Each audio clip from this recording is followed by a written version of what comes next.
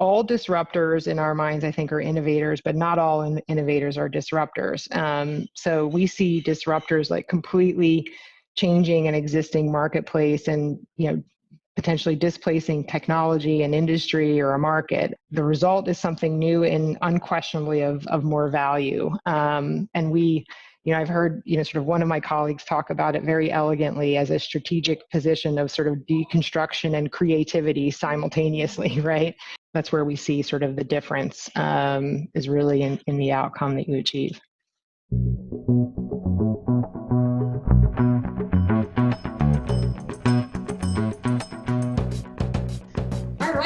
We are here with Linda Ventresca, Chief Strategy Officer at Access Capital. Hi, Linda. Thanks so much for taking the time to chat today. Good to see you, Amber, and thanks for having me. So to kick it off, so you've led Access's transformation program for the last 2 years to ensure that the organization is what you call future ready. So what does it mean to be future ready, and how did you approach building this program? When we started on this, we sort of approached the program with the understanding that our organization needed to evolve. We had just made a big acquisition, a material acquisition for Access, and we were in the process of optimizing our overall operating model so that we could align it with our strategy, improve our agility, and increase our efficiency. At the same time, we saw a significant marketplace opportunity as digital was reshaping how all insurance carriers do business. And the nature of risk itself was changing and is changing. So what we knew was that if we approached our transformation the right way, it could position Access to capitalize on sort of the bigger changes reshaping the business and sort of in the best of all worlds leap ahead of some of our competitors.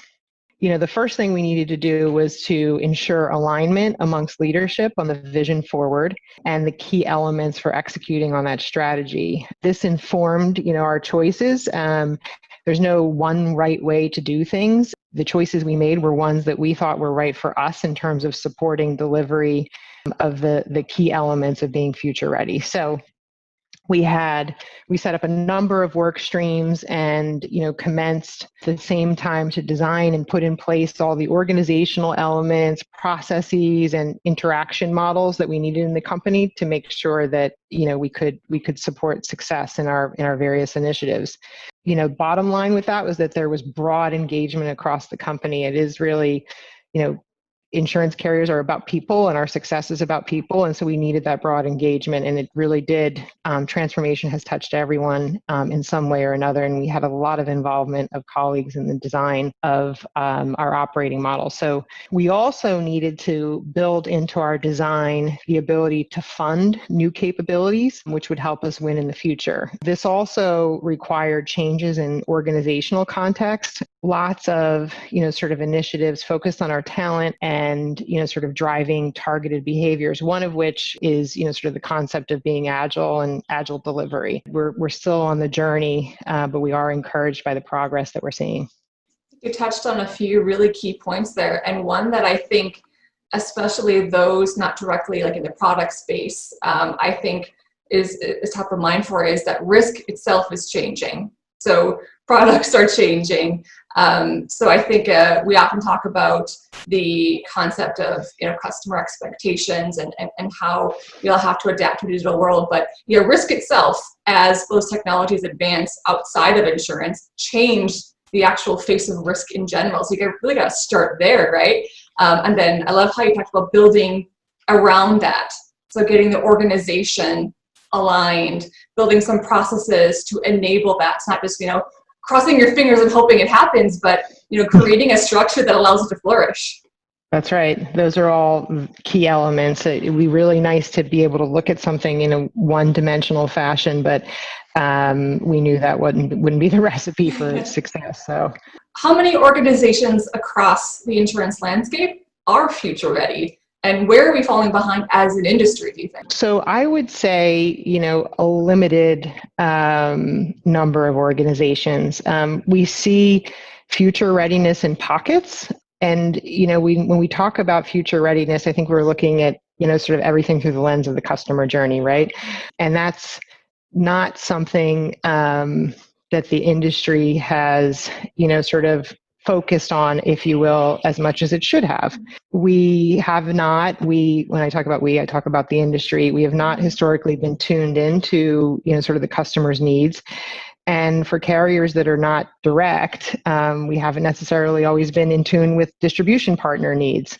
So it's this, sort of focus on customer demands and needs, and even things that they don't know they need, in what is now a digital world. We used to talk about digital transformation, but we're sort of, with the onset of COVID and, sort of other things, we live a digital reality. So there's no concept, I think, of, I don't even know if I'll have to rethink this, possibly the concept of a journey, right? Because we're in it. And, personal lines carriers have obviously, I think, benefited from the fact that they have relatively standard workflows. And I say relative to, commercial lines carriers. So when you need to eliminate bad process and automate and that type of thing, to the extent you have more standard workflows, that's an easier thing to do, right? And add that into, sort of your thinking around the customer journey.